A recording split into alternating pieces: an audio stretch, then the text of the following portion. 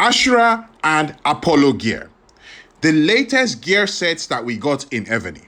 But upgrading these gear sets might not be as straightforward as you might think. Hi, and welcome to Red Evany. I am Akayasha. You can call me Aka. Now, with the drop of K50, we got two new gear sets in the game, Ashura and Apollo. And you probably already know that these are the upgraded versions of the Imperial and Parthian gear sets. You probably also already know that to upgrade these gear, you need forge certificates and you need the battle-tested flexible specialties, amongst other things. You also probably already know that some of these gear sets have upgraded requirements that you might need to meet to be able to upgrade them. Okay, you probably already know all of that stuff. But what you might not know is that when you're planning on upgrading these gears, you need to be a bit careful. And the reason for that is you want to make sure that you're not putting yourself in a situation where you are missing out on the max potential buffs that you could have gotten by picking the right upgrade.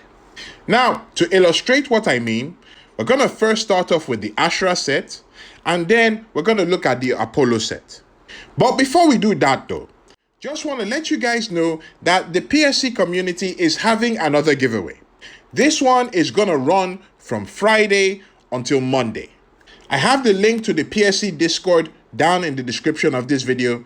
So make sure you click the link, sign up for the giveaway, and stand a chance of winning some cool prizes for you to use in-game. Now, as for Paxify, a bit more on them later.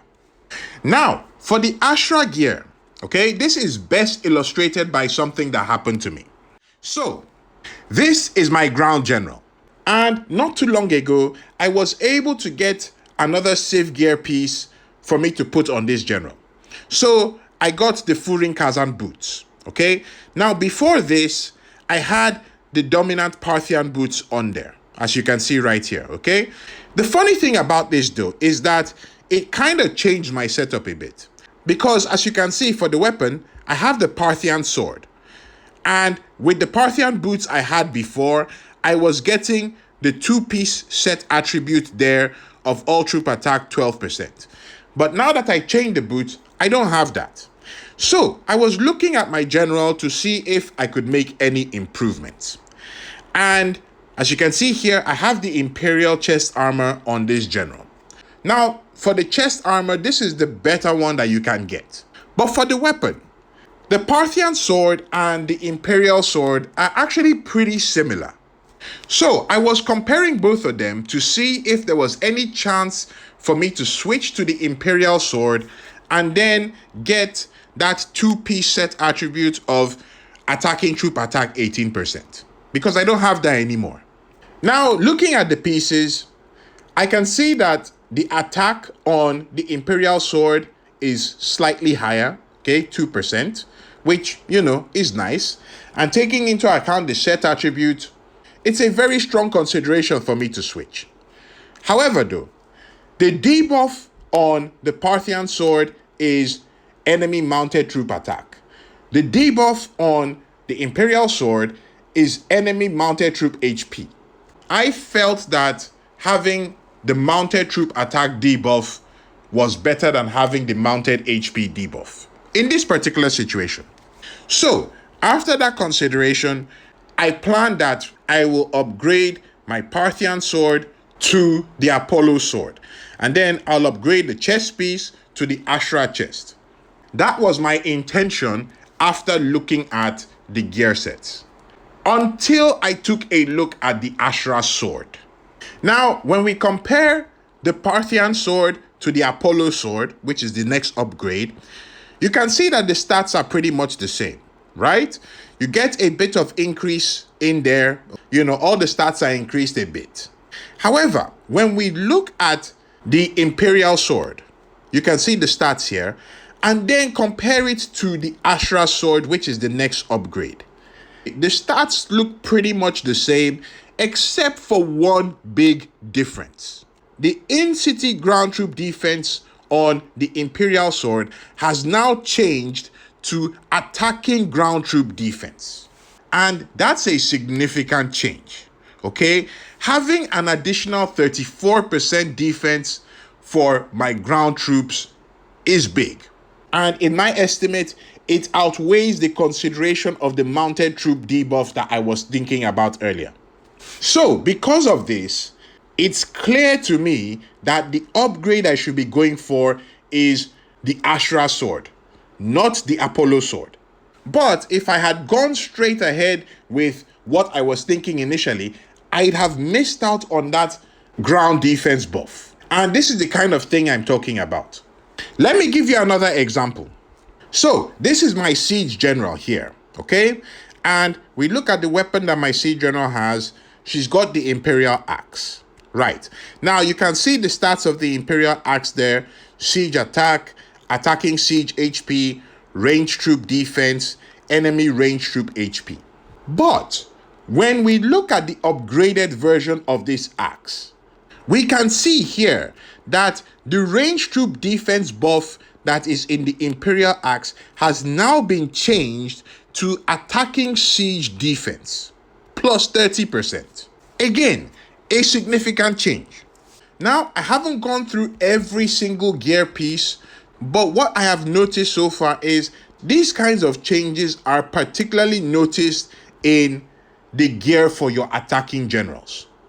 Specifically, when you're upgrading from Imperial to Ashra, and more specifically, for the weapon that you're using.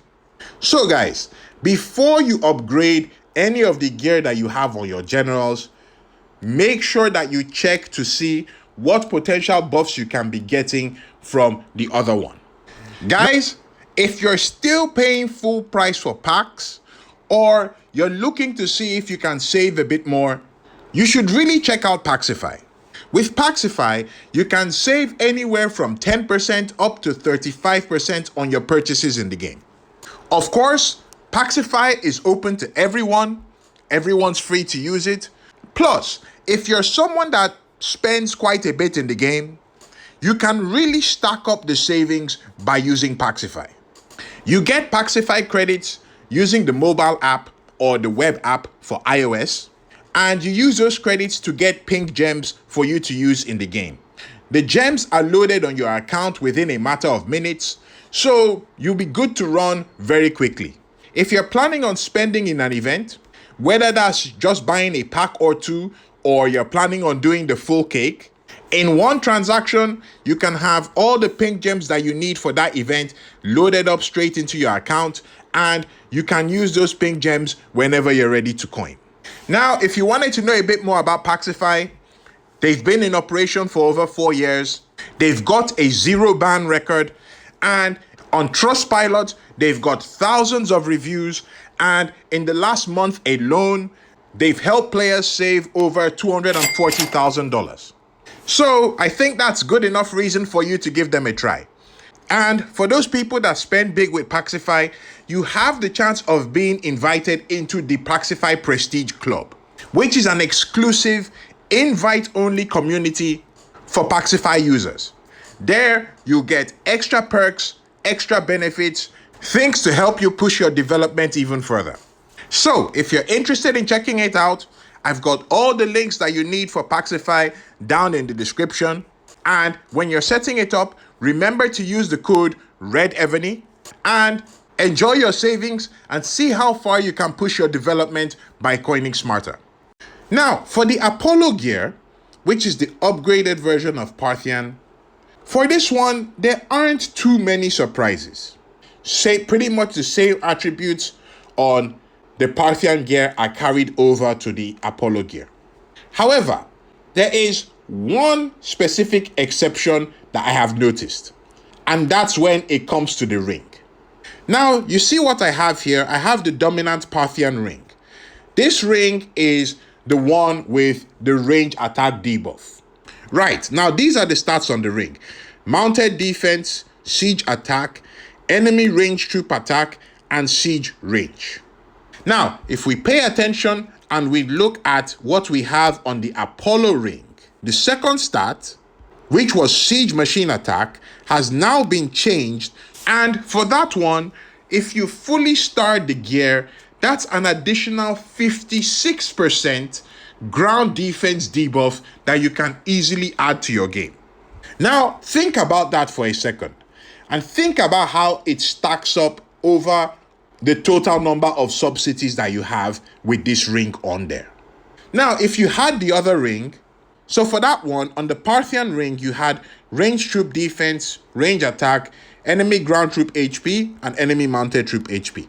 The range troop defense there has been changed to when defending enemy range troop defense. Okay, so it's been changed from a buff to a debuff, and the percentage is higher. So for the Apollo gear, that's pretty much what you need to pay attention to. Right, now with all that said and done, is it actually worth upgrading your gear to these new ones? Especially considering the fact that for the Apollo gear, you need the flexible specialties, and those are not particularly easy to get if you are not active during SVS and that kind of stuff. Here is one of my sub-generals, okay? And this one, you can see I have fully upgraded all his gear to the Apollo gear. Right. Now, if you have a similar setup to this, okay, and you upgrade all your gear, these are the additional debuffs that I gained from doing this upgrade. Now, as you can see, yeah, these are modest numbers, right? But take into account that I have 10 subs. Now, all of my subs are not geared exactly the same. So for this kind of stats, I would say I'd multiply it by 9. So, not exactly the craziest thing in the world, but it is certainly helpful. And especially after K50, while we're expecting all the buffs to skyrocket, every single debuff that we can get is definitely welcome. Now, on a whole, when you're planning on upgrading your gear to Ashra or Apollo gear, you need to pay attention to the buffs that you're getting on each specific gear piece. It's a bit of a hassle, but it doesn't take that long to check. Make sure you check what you're getting. Second thing, unless you have a situation like my ground general here, where you only have a few pieces of the gear, I would advise that you wait until you have all the items that you need to upgrade all the pieces of gear on that general. So, for example, if you have a sub-general like this that has, full Parthian gear, don't upgrade them piece by piece. No. Why? Because you'll be breaking up the set attribute that you have there. Instead, save up all the items that you get until you can upgrade all 6 pieces at once.